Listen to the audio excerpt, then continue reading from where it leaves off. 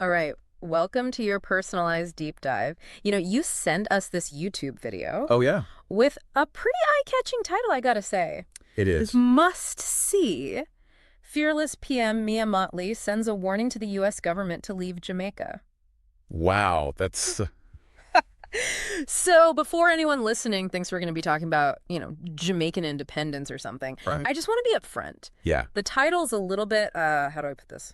clickbaity. Clickbaity. Yeah, that's the word. Sure. It's a bit of a trap. Definitely gets your attention, though. It does get your attention, Yeah, but it's not really what the video's about. Not at all. What we're actually diving into here is this speech by the Barbadian Prime Minister, Right. Mia Mottley, and this was at the Paris Summit for a new global financing pact. Okay. And just to prepare you, she does not hold back at all. No, she doesn't. She is calling for a complete, I don't even know if overhaul is the right word, just a complete restructuring, of how global power structures work. Global financial systems, the whole thing. Huge, yeah. She's arguing that the way things are set up right now, it's failing a lot of vulnerable countries. Mm-hmm. And especially when it comes to, tackling climate change, Yeah. dealing with all this debt, Yeah, that's a huge one. and even just trying to achieve basic development goals. It's interesting how she kind of frames her argument. Yeah, how so? She brings in this African philosophy, Okay. Ubuntu, Yeah. and it basically means I am because you are. I am because you are. Which, it's interesting because it really challenges that kind of, us versus them Right, yeah, that we see so often. narrative that we see in global politics. It's like, no, we're all connected. It highlights how we all share the same fate, right? Exactly. Yeah. We can't just pretend what's happening in other parts of the world doesn't affect us. It does. But okay, so we have this philosophy. Right. How does that turn into actual action? Well, so she's arguing that a lot of these global systems, like the ones that were, largely designed after World War II. Oh, wow. So we're talking Yeah, way back. a long time ago. She says they're outdated. Okay. They just don't work anymore. Mm-hmm.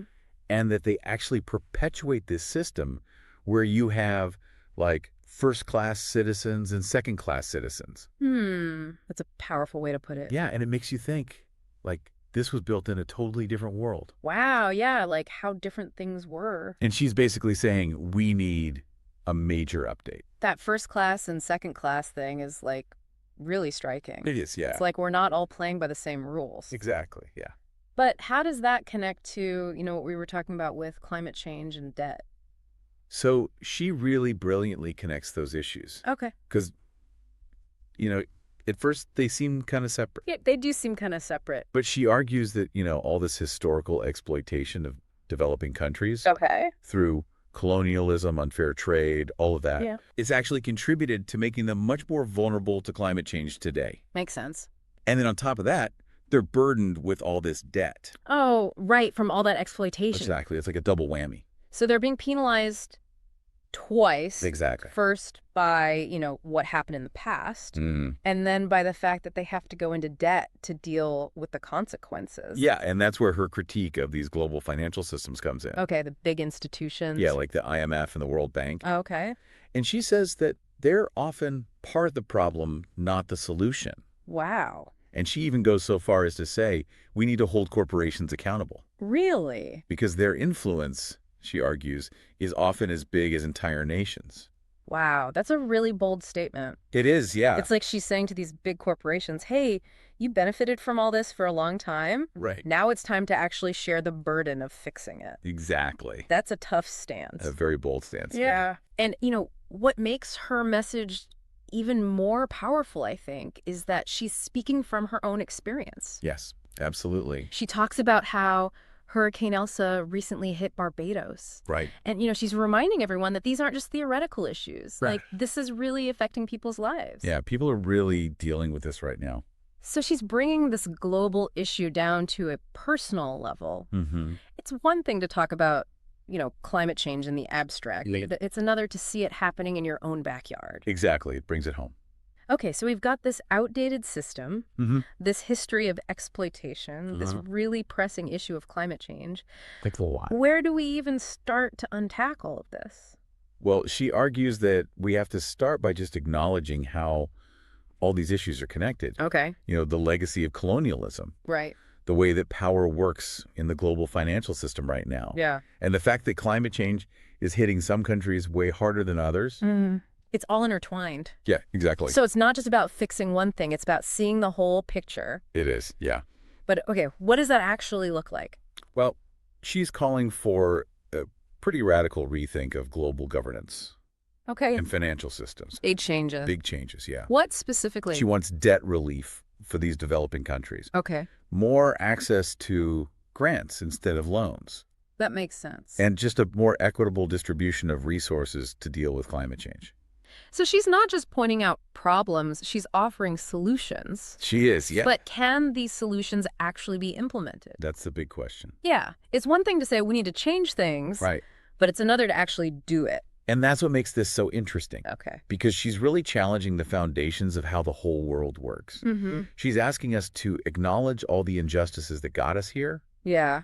And then create a system that's actually fair for everyone. That's a tall order. It's huge, yeah. So how does she propose we actually make these changes? Well, one of her key proposals is to reform the carbon market. Okay, hold on a second. Yeah. For those of us who aren't, like, economists. Right. Can you just give us a quick rundown of what the carbon market even is? Sure. So basically, it's this system that's designed to cut down on greenhouse gases by putting a price on carbon. Okay, so like pollution costs money. Yeah, basically. Interesting. And so companies and countries that pollute too much, they can buy these things called carbon credits from those who pollute less. So it's like a pollution permit kind of thing? Exactly. You can think of it like that. But I have a feeling this is where the unfairness comes in. You got it. Right. Yeah, she points out that the way the carbon market works now is really flawed. Okay. So, for example, you have developing countries like Guyana, which have all these forests. Right. And forests absorb carbon. Yeah, that's a good thing. It's a good thing. So they should get rewarded for that. Right, exactly. So what's the problem? Well, they get a much lower price for their carbon credits. Oh, so even though they're doing something good, they're not being fairly compensated? Exactly. That doesn't seem right. It's not. And, this connects to her bigger point about how the whole global financial system needs an overhaul. Yeah, we need to go back to the drawing board, maybe. In a lot of ways, yeah. Because the way it is now, it's not working. No, it's actually making things worse for some countries. So what's the alternative? Well, she has this plan called the Bridgetown Initiative. Ooh, okay. That's a big one. So that sounds like a topic for part 2 of our deep dive. Definitely. But before we get there, let's just make sure we're all on the same page about what we've learned so far. Okay, good idea. So we've got this powerful leader calling for a complete reset of the global order. Big stuff. Challenging all of us to really think about how climate change, debt, and historical injustice are all connected. It's all part of the same story. Yeah. And she's also asking us to move past this idea of us versus them. Right. Embrace this concept of Ubuntu. I am because you are. Exactly. Recognizing that we're all connected. It's a lot to think about, but it's clear that Prime Minister Mottley is like a force to be reckoned with. She is, yeah. She's not just talking, she's proposing solutions. Yeah. And she's demanding that we all step up. Yeah, she's not letting anyone off the hook. So stay tuned for part 2, where we'll dive into those solutions. More to come. Starting with this intriguing Bridgetown Initiative. That is a big one. All right, we'll be back soon with more from Prime Minister Mottley's speech. See you then. Welcome back.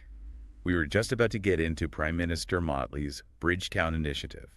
Yeah, I'm really curious about this one. I think, from what we've heard so far, she's not afraid to shake things up. Definitely not. So this initiative... What is it all about? It's really a call to completely change the global financial system. It covers, everything from debt relief to how we finance climate action. Big stuff. Huge. And one of the key things she's proposing is reforming the World Bank and the IMF.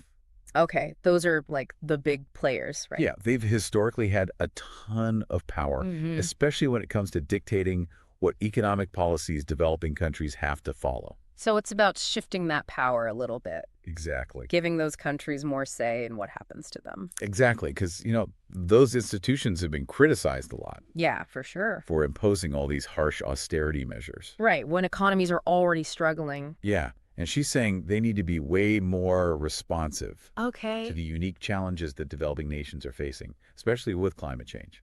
It sounds like she wants a system that's more fair. Yeah. Where developing countries aren't just constantly drowning in debt, forced to choose between, like, developing their economies and protecting the environment. It's a tough choice. Yeah, an impossible choice, really. Yeah. Right, and that's another big part of the Bridgetown Initiative. Okay. This call for increased access to climate finance. Makes sense. So basically she's saying, developed countries, they cause most of the emissions. Right. Historically. Yeah, so they have a moral obligation to help developing countries adapt to climate change and transition to clean energy. Makes sense to me. Right. Like, if you made the mess, Yeah. you got to help clean it up. You broke it. You bought it. Right. Exactly. But it's not just about money. Oh, okay. She emphasizes that it needs to be grant-based funding. Okay. Not loans. Not loans. Because giving them more loans is just going to make them more vulnerable. It's counterproductive. Exactly. It's digging a deeper hole. So the focus should be on support that actually helps them build their own sustainable future. Yeah. Empowerment, not dependence. I like that. And it all comes back to recognizing that climate action and development have to go hand in hand. You can't have one without the other. Okay, so this all sounds amazing in theory. Right. But let's be real. Yeah. Is anyone in power actually going to listen to this? That's the million-dollar question. These are huge changes. Huge, and she knows it. Yeah. But she's not backing down. Look for. She's using every opportunity to speak truth to power. Mm-hmm. To demand that world leaders actually do something. Not just talk about it. Exactly. Move beyond the talk. She's not messing around. No, she's serious about this. It's not just a little tweak here and there. No, this is a complete paradigm shift. Yeah, like we have to rethink everything. From the ground up. Wow. Now, we touched on this earlier, but what about corporations? Right, because they have so much influence. A ton of influence. And she actually argues that they have a huge role to play in all of this. Okay, interesting. She says corporate social responsibility can't just be like, empty gestures. Yeah, or just like donating some money. Yeah, like a PR stunt. It has to be a core part of how they do business. So it's about actually walking the walk.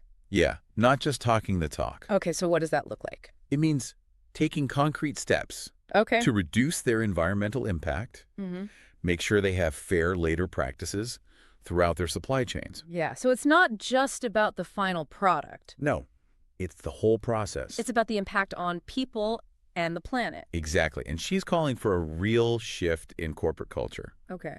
Where sustainability and social responsibility are seen as essential. Not just a nice bonus. Right, it's not just, oh, it'd be nice to do that. Yeah. It's we have to do this. But let's be honest, a lot of corporations, their main goal is profit. It is, yes. So how do we convince them to actually change? So that's where things get interesting. Okay, tell me more.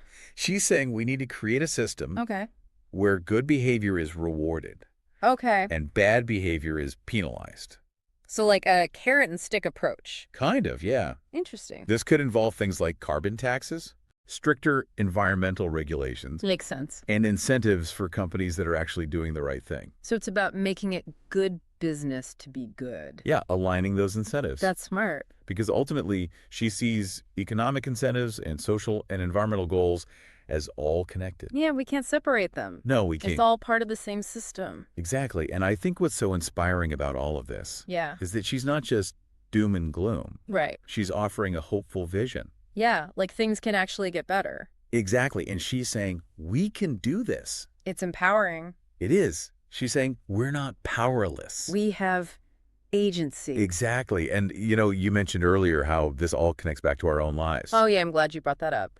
So how do these ideas translate into actions that we could take? Yeah, I'm really curious about that. That's a great question. And that's actually something we're going to dive into in the next part. Okay, perfect. We'll look at how the choices we make every day. Yeah. As consumers, as citizens, even just as members of our communities, can contribute to the kind of change that she's talking about. I'm ready to hear it. Because I think a lot of people feel overwhelmed. Yeah, for sure. Like, what can I do? These problems are so huge. Exactly. But what she's saying is that even small actions can make a difference. Okay, that's good to hear. Especially when we all do them together. It's about collective action. It is, yeah. So stay tuned, everyone. We'll be right back. To explore how you can be a part of the solution. And how you can help create a more just and sustainable world.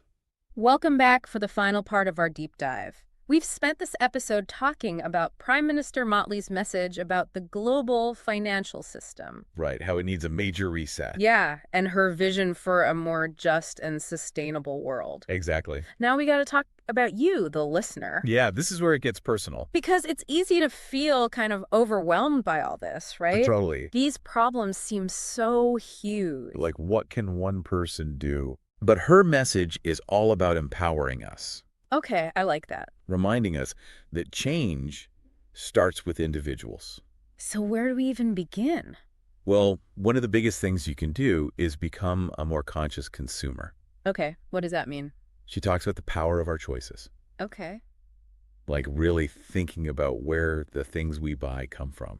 Right, like where was it made? How was it made? And what impact does it have? On people and the planet. So it's about being more intentional with our shopping. Yeah, choosing products from companies that are doing things right. Like fair labor practices, sustainability, ethical sourcing, all of that. You'd be surprised how much power you have as a consumer. Really? When you support businesses that align with your values, yeah, you're sending a message to the market. Like, this is what we want. Exactly. We want fairness. We want sustainability. It's like voting with your wallet. Exactly. Okay, so what about our role as citizens? She talks a lot about the importance of civic engagement. Okay, so like being involved in our communities. Yeah, but also holding our elected officials accountable. Makes sense. So that means writing to your representatives. Okay. Attending those town hall meetings. Right, making our voices heard. And you know, if you're really passionate, yeah, you could even run for office yourself. Oh, wow. Put yourself out there? Why not? So it's about remembering that we do have a voice. We do. And we can use it to shape the future. Exactly. Okay, but what about beyond politics and economics? Yeah, those are big ones. But are there other ways to kind of connect with Mottley's message? One of the most powerful ways, I think, is through that idea of Ubuntu. Oh, right. I am because you are. Exactly. It's about recognizing our interconnectedness. Yeah, that we're not isolated individuals. Right. Like my well-being is tied to yours. And yours is tied to mine. Exactly. But how do we actually put that into practice? It can be as simple as acts of kindness and compassion. Okay, I like that. In your own community. So like volunteering. Volunteering, donating to a cause you believe in. Helping out a neighbor. Exactly. Those little things. They add up. They do. It's about creating that sense of connection. That we're all in this together. Yeah, and those individual actions might seem small. Yeah. But we all do them. It can create a ripple effect. Exactly. So it sounds like Prime Minister Mottley's message is for all of us. It is. It's not just for world leaders. It's a call to action for everyone. Yeah, to become more conscious consumers. Okay. To get involved in our communities. Hold our leaders accountable. And live by that Ubuntu spirit. It's a lot, but it's hopeful. It is. It's about recognizing that we have the power to make things better. To build a more just and sustainable world. And we don't have to do everything at once. Right. Small steps. Start small, find what resonates with you, and make it a part of your life. I think that's a great note to end on. Yeah, this has been a really insightful conversation. Thanks for joining us on this deep dive, everyone. We hope you learned something new. And that you feel inspired to take action. The conversation doesn't end here. Keep learning, keep exploring. And keep pushing for a better future.